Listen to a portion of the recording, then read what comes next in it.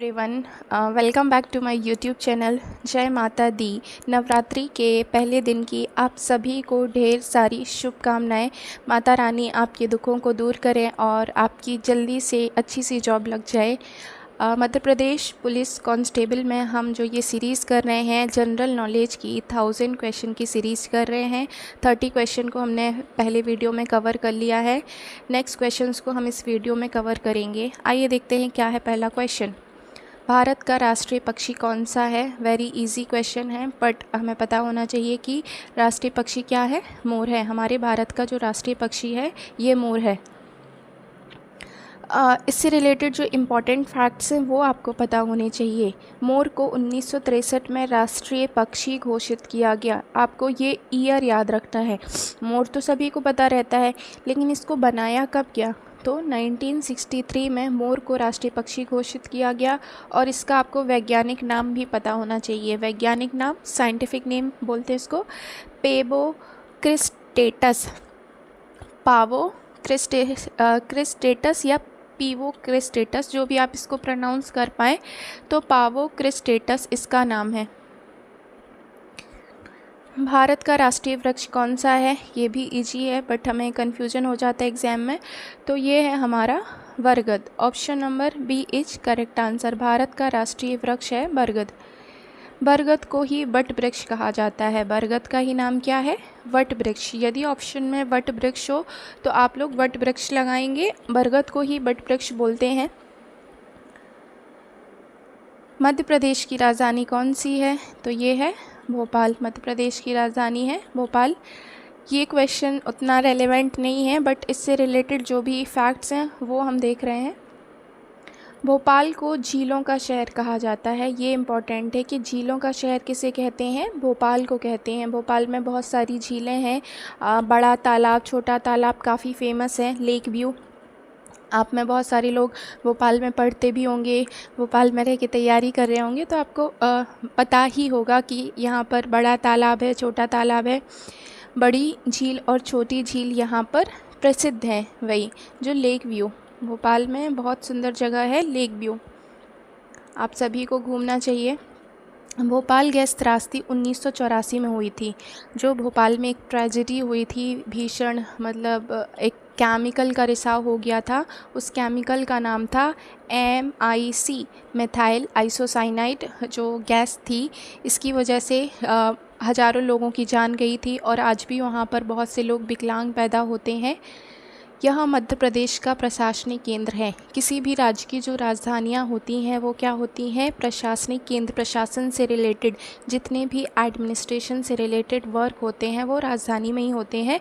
तो जो भोपाल है वो हमारे मध्य प्रदेश की प्रशासनिक राजधानी है और प्रशासनिक केंद्र है। भारत का राष्ट्रीय खेल किसे कहा जाता है? तो भारत का राष्ट्रीय खेल बोलते हैं हॉकी को। हॉकी को अनौपचारिक रूप से राष्ट्रीय खेल कहा जाता है। ये कोई ऑफिशियल नहीं है, ये कैसा है? अनौपचारिक रूप से। मेजर ध्यानचंद्र को हॉकी का जादूगर कहते हैं। ध्यानचंद्र को बोलते हैं हॉकी का जादूगर। ये क्वेश्चन बहुत पूछा जाता है कि हॉकी का जादूगर किसे कहते हैं? तो मेजर ध्यानचंद्र को हॉकी का जादूगर कहा जाता है। और भारत ने 8 ओलंपिक स्वर्ण पदक हॉकी में जीते। 1928 में पहला स्वर्ण पदक जीता था हॉकी में। हमने सबसे पहला जो अपना गोल्ड मेडल स्वर्ण पदक जीता था वो कब जीता था? 1928 में। भारत का राष्ट्रीय फूल कौन सा है? तो ये है कमल। हम सभी को पता है कमल है। कमल का आपको साइंटिफिक नेम पता होना चाहिए, निलंबो न्यूसीफेरा। निलंबो न्यूसीफेरा। स्टार्टिंग में मैंने बहुत इजी क्वेश्चंस रखे हैं। रीज़न उसका ये है ताकि मैं उन इजी क्वेश्चन से रिलेटेड कुछ फैक्ट्स आपको बता दूं। तो जो कमल का साइंटिफिक नेम है, वैज्ञानिक नाम है, वो है नीलम्बो न्यूसीफेरा। NN कमल का है NN। N फॉर नीलम्बो, N फॉर न्यूसीफेरा। मध्य प्रदेश का सबसे बड़ा राष्ट्रीय उद्यान कौन सा है? राष्ट्रीय उद्यान को इंग्लिश में बोलते हैं नेशनल पार्क। तो मध्य प्रदेश का सबसे बड़ा आपको नेशनल पार्क बताना है कौन सा है। इसका सही आंसर है option number A, Kanha. Kanha Kisli Madhya Pradesh का सबसे बड़ा राष्ट्रीय उद्यान है। और ये किस ज़िले में है? मंडला ज़िले में है। कान्हा राष्ट्रीय उद्यान किस ज़िले में है? मंडला में है। ये 940 वर्ग किलोमीटर में फैला हुआ है। 1955 में राष्ट्रीय उद्यान घोषित किया गया। ये बहुत इम्पोर्टेंट फैक्ट है कि कान्हा को कब राष्ट्रीय उद्यान घोषित किया गया, तो 1955 में इसको राष्ट्रीय उद्यान घोषित किया गया। भारत का सबसे बड़ा रेगिस्तान कौन सा है? तो ये है थार का रेगिस्तान।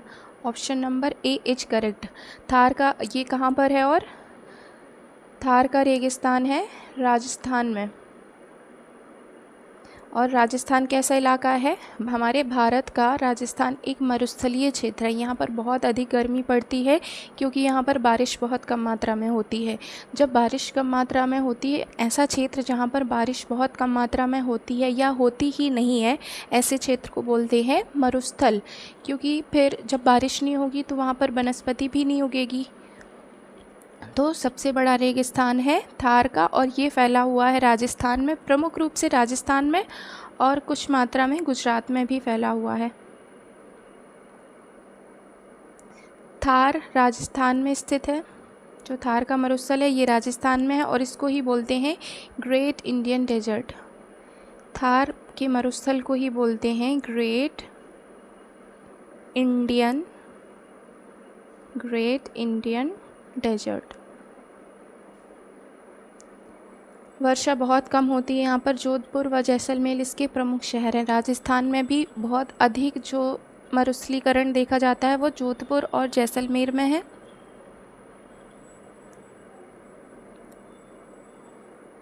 मध्य प्रदेश का गठन कब हुआ? जो हमारा मध्य प्रदेश है इसका गठन किस वर्ष में किया गया, ये बताना है आपको। ये हुआ था 1 नवंबर 1956 को। 1 नवंबर 1956 को मध्य प्रदेश का गठन हुआ, और इसीलिए हम 1 नवंबर को क्या मनाते हैं? 1 नवंबर को हम मध्य प्रदेश का स्थापना दिवस मनाते हैं। मध्य प्रदेश स्थापना दिवस, प्रत्येक वर्ष हम 1 नवंबर को मध्य प्रदेश दिवस भी मनाते हैं। और जो ये गठन है ये किस अधिनियम के तहत हुआ था, ये आपको नियम पता होना चाहिए, पूछा जाता है। राज्य पुनर्गठन अधिनियम 1956 के तहत हुआ था। ये आपको याद रखना है कि जो मध्य प्रदेश का गठन हुआ है वो किसके तहत हुआ है? राज्य पुनर्गठन अधिनियम 1956 में भारत की संसद के द्वारा राज्य पुनर्गठन अधिनियम लेकर के आया था। इसी के तहत हमारे मध्य प्रदेश का गठन 1 नवंबर 1956 को हुआ। 2000 में छत्तीसगढ़ अलग राज्य बना। जो छत्तीसगढ़ है वो हमारे मध्य प्रदेश से ही अलग हुआ है, और ये कब बना था? सन 2000 में। ये क्वेश्चन भी पूछा जाता है कि जो छत्तीसगढ़ है वो मध्य प्रदेश से अलग होकर के एक अलग राज्य कब बना, तो वो बना 2000 में। भील जनजाति मुख्य रूप से कहाँ पाई जाती है? हमारे मध्य प्रदेश में बहुत सारी जनजातियाँ पाई जाती हैं विभिन्न प्रकार की, जैसे भील, गोंड, कोरकू, भारिया, सहारिया। हमारी ये मध्य प्रदेश की प्रमुख जनजातियाँ हैं। अब भील जनजाति मुख्य रूप से कहाँ पाई जाती है? तो इसका आंसर है ऑप्शन नंबर बी। ये हमारे मध्य प्रदेश में पाई जाती है। सबसे अधिक भील जनजाति कहाँ पाई जाती है? मध्य प्रदेश में ही पाई जाती है। भील मध्य प्रदेश की सबसे बड़ी जनजाति है। हमारे मध्य प्रदेश में यदि सबसे बड़ी जनजाति पूछी जाती है तो वो है भील, और ये मुख्य रूप से झाबुआ और अलीराजपुर में निवास करती है। जो मध्य प्रदेश के ये पश्चिम में ज़िले हैं, इस तरफ मध्य प्रदेश के जो पश्चिमी ज़िले हैं यहाँ पर झाबुआ और अलीराजपुर में मुख्य रूप से ये पाई जाती है। पारंपरिक इनके जो हथियार होते हैं क्या है? तीर कमान। पूछा जा सकता है भील जनजाति का जो ट्रेडिशनल जो उनके औजार हैं, हथियार हैं, वो क्या हैं? ये लोग तीर कमान का इस्तेमाल करते हैं शिकार करने के लिए। भील नृत्य घूमर व भगोरिया, इनके नृत्य कौन से हैं? घूमर है और भगोरिया। जो घूमर राजस्थान का है ना, राजस्थान का फेमस है घूमर। तो जो मध्य प्रदेश का ये पश्चिमी भाग है ये राजस्थान से बॉर्डर शेयर करता है, तो जो राजस्थान का कल्चर है वो थोड़ा बहुत यहाँ पे ये लोग फॉलो करते हैं, घूमर और भगोरिया। ये पूछा जाता है कि भगोरिया किस जनजाति का नृत्य है, ये बहुत पूछा जाता है। भगोरिया किसका नृत्य है? तो ये है भील का। भगोरिया किसका है? भील का। ट्रिक है आपकी भा से भगोरिया भा से भील। आपको ये ट्रिक याद रखनी है, भा से भगोरिया भा से भील। आप लोग ये याद रखेंगे कि भगोरिया भील जनजाति का है। चंद्रशेखर आज़ाद का जन्म कहाँ हुआ था? ये हमने बचपन से ही पढ़ा है, हमारी बुक्स में जो हिंदी की बुक है उसमें इनके बारे में कहानियाँ दी गई होती हैं। सो चंद्रशेखर आज़ाद का जन्म कहाँ हुआ था? ये हुआ था भाभरा नामक स्थान पर। चंद्रशेखर आज़ाद का जन्म हुआ था भाभरा में। अब ये भाभरा कहाँ पर है? तो भाभरा गांव अलीराजपुर मध्य प्रदेश में है। मध्य प्रदेश का जो ज़िला है अलीराजपुर, वहीं पर भाभरा गांव है और वहाँ पर चंद्रशेखर आज़ाद का जन्म हुआ था। जो इनके नाम के आगे आज़ाद लगा है, ये इनका उपनाम था जो कि इनको जेल में मिला था। जब ये जेल गए थे चंद्रशेखर, तो उस टाइम पर जेल में इनको क्या नाम मिला? आज़ाद।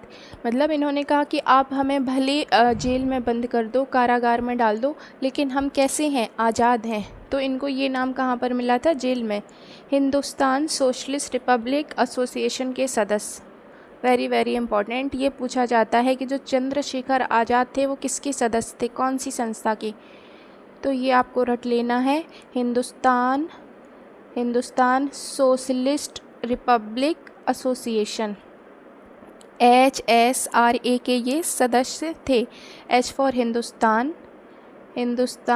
S for socialist, R for Republic and A for association. Hindustan socialist Republic association के ये सदस्य थे। 1931 में इलाहाबाद में ये शहीद हुए। अंग्रेज़ों के सामने इन्होंने कभी भी आत्मसमर्पण नहीं किया था। भारत का सबसे बड़ा बांध कौन सा है?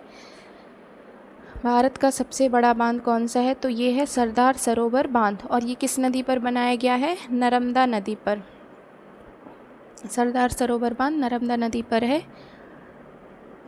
नर्मदा नदी पर है। और ये कहाँ पर स्थित है? गुजरात में स्थित है। और जो ये परियोजना शुरू हुई थी ये 1961 में शुरू हुई थी। क्या उद्देश्य है इसके? सिंचाई, जल विद्युत और पेयजल। जो प्रमुख उद्देश्य हैं सरदार सरोवर बांध के वो क्या हैं? सिंचाई की सुविधा प्रदान करना, जल विद्युत और पेयजल। खजुराहो किसके लिए प्रसिद्ध है? जो मध्य प्रदेश के छतरपुर ज़िले में क्या है? खजुराहो। तो ये क्यों फेमस है? ये फेमस है, यहाँ के जो मंदिर हैं वो जैन व हिंदू मंदिर हैं। जैन व हिंदू मंदिर, ऑप्शन नंबर बी। खजुराहो किस ज़िले में है? तो ये है छतरपुर ज़िले में। सभी को पता है मध्य प्रदेश के छतरपुर ज़िले में खजुराहो स्थित है। यहाँ पे 85 मंदिर थे, लेकिन अभी केवल 22 मंदिर शेष बचे हैं। शिल्पकला के लिए ये काफ़ी प्रसिद्ध है, बहुत अच्छी शिल्पकारी की गई है यहाँ के मंदिरों में। यूनेस्को विश्व धरोहर में ये शामिल है। चंदेल वंश ने निर्माण कराया था।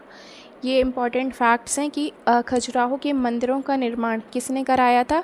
जो चंदेल शासक हुए हैं उन्होंने खजुराहो के मंदिर का निर्माण कराया और इसको यूनेस्को में भी शामिल किया गया है। यूनेस्को की जो विश्व धरोहर होती हैं उसमें छतरपुर को शामिल किया गया है। कमेंट सेक्शन में बताइए ये कब किया गया था, कौन से वर्ष में इनको शामिल किया गया है। भारत का पहला उपग्रह कौन सा था? भारत का पहला उपग्रह बताना है कौन सा था। उपग्रह क्या होते हैं? जो किसी ग्रह की परिक्रमा करते हैं। किसी भी ग्रह की चारों ओर परिक्रमा करने वाले पिंड जिनका खुद का कोई प्रकाश नहीं होता, इनको क्या बोलते हैं? उपग्रह बोलते हैं। तो भारत का पहला उपग्रह कौन सा है? ये था Aryabhata. Option number A is correct. इसकी डेट आपको याद रखना है, 19 अप्रैल 1975 को प्रक्षेपण मतलब इसको लॉन्च कब किया था? तो 19 अप्रैल 1975 को श्रीमती इंदिरा गांधी के टाइम पीरियड पर आर्यभट्ट को लॉन्च किया गया था। रूस से लॉन्च, ये भारत का था लेकिन हमने इसको लॉन्च कहाँ से किया था? रूस से किया था। इसका नाम हमने रखा था गणितज्ञ आर्यभट्ट के नाम पर। इसरो की पहली उपलब्धि। और इसको लॉन्च किसने किया था? इसरो ने किया था। इसरो क्या है? Indian space research organisation. हमारे भारत की इंडियन स्पेस, इसरो का नाम फुल फॉर्म पूछा जाता है तो इसका नाम है इंडियन स्पेस। आर फॉर बनेगा research, RESEARCH, Indian space research. O for बन जाएगा ऑर्गेनाइजेशन, ओ से बनेगा organisation? Indian space research organisation. और इसरो की स्थापना कब हुई थी? कमेंट सेक्शन में आप लोग बताएंगे। भारत का सबसे ऊंचा पर्वत शिखर कौन सा है? तो ये है माउंट एवरेस्ट। शिट, क्या हो गया?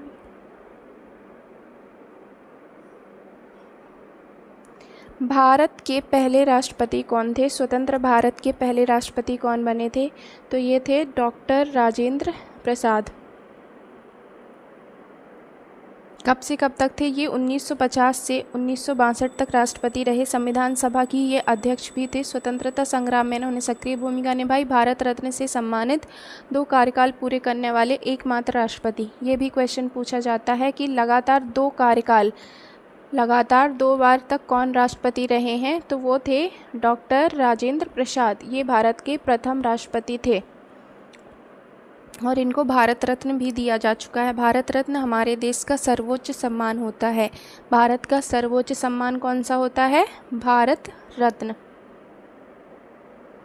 भारत का राष्ट्रीय गान किसने लिखा? जो भारत का राष्ट्रीय गान है ये किसने लिखा है? तो ये लिखा है रविंद्रनाथ टैगोर ने। गुरुदेव, रविंद्रनाथ टैगोर को किसकी उपाधि मिली थी? गुरुदेव कहते थे इनको। रविंद्रनाथ टैगोर को गुरुदेव कहते थे। और इन्होंने कब लिख दिया था? अंग्रेज़ों के टाइम पर ही इन्होंने इसको लिखा था। स्वतंत्रता से पहले भारत में जन गण मन इन्होंने लिख दिया था। और कब लिखा था? 1911 में। सन आपको याद रखना है कि जनगण मन कब लिखा गया? तो 1911 में लिखा गया था। और हमने इसको अपनाया कब? 24 जनवरी 1950 को। मूल इसकी जो भाषा थी, ओरिजिनल जो लैंग्वेज थी, इन्होंने लिखा था बंगाली में, क्योंकि रविंद्रनाथ टैगोर बंगाली थे। और इसको गाने में 52 सेकंड लगते हैं, सबको पता है। टैगोर को साहित्य का नोबेल पुरस्कार भी मिला है। भारत का राष्ट्रीय गीत कौन सा है? राष्ट्रीय गीत आपको पता होना चाहिए। राष्ट्रीय गीत और राष्ट्रगान में आपको डिफरेंस पता होना चाहिए। तो राष्ट्रगान है हमारा जनगण मन और राष्ट्रीय गीत है हमारा Vande Mataram. Option number B.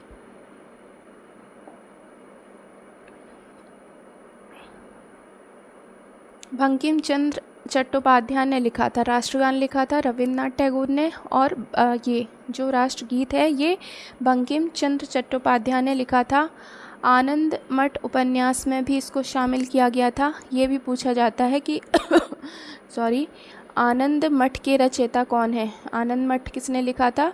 तो ये लिखा था बंकिम चंद्र चट्टोपाध्याय ने। 1896 में इसको पहली बार गाया। 1950 में राष्ट्रीय गीत का दर्जा स्वतंत्रता आंदोलन का ये प्रेरणा स्रोत रहा। तो जो राष्ट्रगान से पहले इसको लिखा गया था 1896 में, और राष्ट्रगान कब आया? 1911 में। तो राष्ट्रगान से पहले ही राष्ट्रीय गीत को लिखा जा चुका था 1896 में, और हमने इसको दर्जा कब दिया? 1950 में। ग्वालियर का किला किस नाम से प्रसिद्ध है? जो ग्वालियर का फोर्ट है ये किस नाम से प्रसिद्ध है? तो इसको बोलते हैं किलों का गिब्राल्टर या जिब्राल्टर। फेमस क्यों है? क्योंकि ये काफ़ी ऊंचाई पर बना है। ग्वालियर का किला काफ़ी ऊंचाई पर बना है। इसे किलों का जिब्राल्टर, ये है जिब्राल्टर। कहीं कहीं जिब्राल्टर लिखा है, कहीं कहीं गिब्राल्टर है, जिब्राल्टर कहते हैं। गुजरी महल, मानसिंह महल यहाँ पर प्रसिद्ध हैं। मांडू किसके लिए प्रसिद्ध है? मांडू हमारे मध्य प्रदेश में एक दर्शनीय स्थल है, पर्यटन स्थल है मांडू। ये किस लिए प्रसिद्ध है? तो ये प्रसिद्ध है किलों के लिए। Option number A. Mandu Dhar जिले में है। मांडू का ज़िला आपको याद रखना है, मध्य प्रदेश के धार जिले में मांडू स्थित है और ये बहुत सुंदर पर्यटन स्थल है मध्य प्रदेश का। यहाँ पर प्रेम कहानी किसकी बताई जाती है? बाज बहादुर और रूपमती की। इन लोगों के नाम आपको याद रखना है कि ये जो मांडू है किसकी कहानी के लिए फ़ेमस है? तो राजा बाज बहादुर थे और रूपमती थी वहाँ पर। जहाज महल यहाँ पर फेमस है। हिंडोला महल भी प्रमुख है। हिंडोला नगरी, इसको बोलते हैं हिंडोला। हिंडोला, हिंदोला नहीं है, ये हिंडोला नगरी है। पन्ना राष्ट्रीय उद्यान किसके लिए प्रसिद्ध है? तो ये प्रसिद्ध है बाघ के लिए। Option number B is correct. Panna famous है बाघों के लिए। पन्ना राष्ट्रीय उद्यान पन्ना ज़िले में ही है। मैं पन्ना की रहने वाली हूँ और आज तक मैं पन्ना टाइगर रिज़र्व नहीं गई हूँ और मैं हमेशा जाना चाहती हूँ बट जा नहीं पाती हूँ, लेकिन अभी प्लान कर रही हूँ कि ज़रूर जाऊँगी। दूर दूर से लोग यहाँ पर घूमने आते हैं लेकिन मैं यहीं की हो कर के जा नहीं पा रही हूँ, बड़ा अफसोस होता है। कैन नदी यहाँ पर बहती है। इस टाइगर रिज़र्व से कौन सी नदी निकलती है? केन नदी। ये पूछा जाता है कि पन्ना टाइगर रिज़र्व से कौन सी नदी प्रवाहित होती है, तो वो है केन नदी।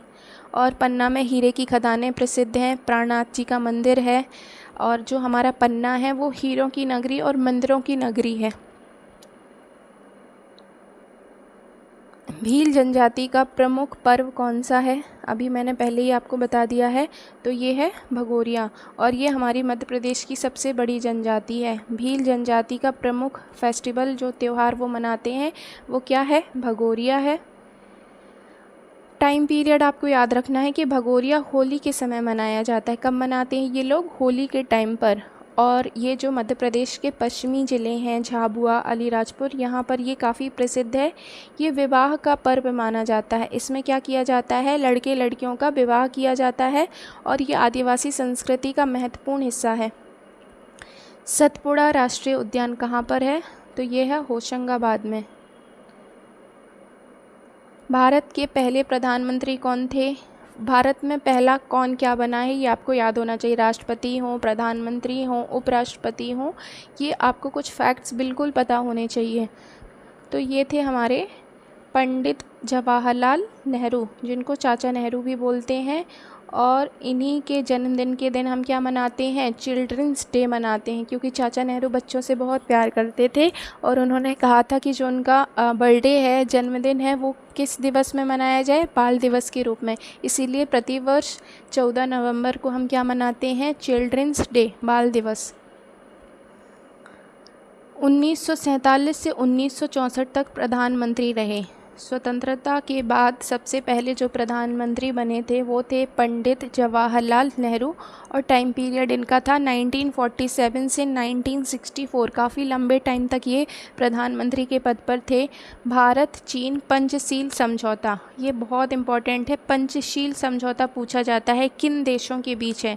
तो भारत और चीन के बीच में हुआ था और उस टाइम पर प्रधानमंत्री थे जवाहरलाल नेहरू। बच्चों के प्रिय चाचा नेहरू 1962 के युद्ध में इन्होंने नेतृत्व किया। भारत और चीन का जो युद्ध हुआ था 1962 में, उसमें इनकी प्रमुख भूमिका थी। भारत का सबसे बड़ा राज्य जनसंख्या में कौन सा है? राज्य बताना है, जनसंख्या में बताना है। क्वेश्चन को बहुत ध्यान से पढ़ना है। कौन सा है जनसंख्या में सबसे बड़ा? तो ये है उत्तर प्रदेश। और क्षेत्रफल के आधार पर सबसे बड़ा कौन सा है? तो क्षेत्रफल के आधार पर सबसे बड़ा है राजस्थान। क्षेत्रफल के आधार पर सबसे बड़ा है राजस्थान और जनसंख्या के आधार पर है उत्तर प्रदेश। भारत का सबसे बड़ा राज्य क्षेत्रफल में कौन सा है? अभी मैंने आपको बताया, तो ये है राजस्थान। भारत का सबसे लंबा बांध कौन सा है? लंबाई में पूछा गया है, तो ये है हीराकुंड बांध, ऑप्शन नंबर ए। और ये किस नदी पर बना है? महानदी पर। हीराकुंड बांध महानदी पर बनाया गया है। हीराकुंड बांध उड़ीसा में है और ये काय में बना है? महानदी पर। हीराकुंड बांध उड़ीसा में स्थित है और महानदी पर इसको बनाया गया है। इसका प्रमुख उद्देश्य क्या था? जल विद्युत उत्पादन व सिंचाई की सुविधाओं के लिए और बिजली के उत्पादन के लिए इसको बनाया गया था। और इसका जो उद्घाटन हुआ था, इनॉग्रेशन हुआ था, बन के तैयार हो गया था, ये 1957 में, स्वतंत्रता के बाद ही इसको बनाया गया। भारत का सबसे ऊंचा बांध कौन सा है? तो ये है आपका टेहरी बांध, ऑप्शन नंबर बी। टेहरी कहाँ पर है? उत्तराखंड में। भारत के उत्तराखंड राज्य में ये स्थित है टेहरी बांध। मध्य प्रदेश का सबसे बड़ा क्षेत्रफल में जिला बताना है, कौन सा है? तो क्षेत्रफल की दृष्टि से मध्य प्रदेश का सबसे बड़ा जिला है छिंदवाड़ा।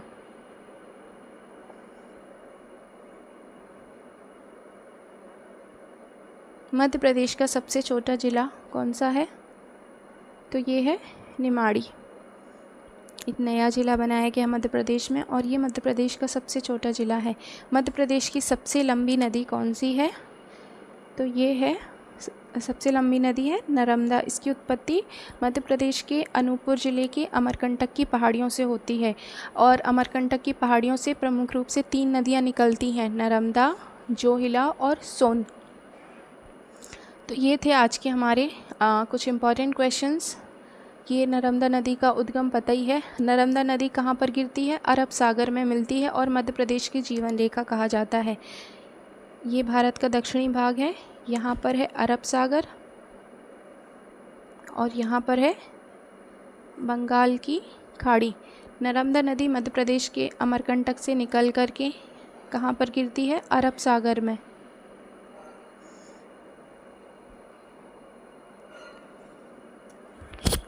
ये हमारे कुछ मोस्ट इम्पॉर्टेंट क्वेश्चन थे और आगे हम बहुत सारे क्वेश्चंस को अलग अलग प्रकार के क्वेश्चन देखेंगे जो आपके एग्ज़ाम में आने की संभावना हो सकती है और इसकी प्लेलिस्ट बना दी गई है। आज ये हमारा सेकेंड वीडियो था। आप लोग हमारे चैनल से जुड़ सकते हैं, हमारे चैनल को सब्सक्राइब कर सकते हैं और यदि वीडियो पसंद आता है तो प्लीज़ लाइक कर दीजिए, अपने दोस्तों में शेयर कर दीजिए and thank you for watching.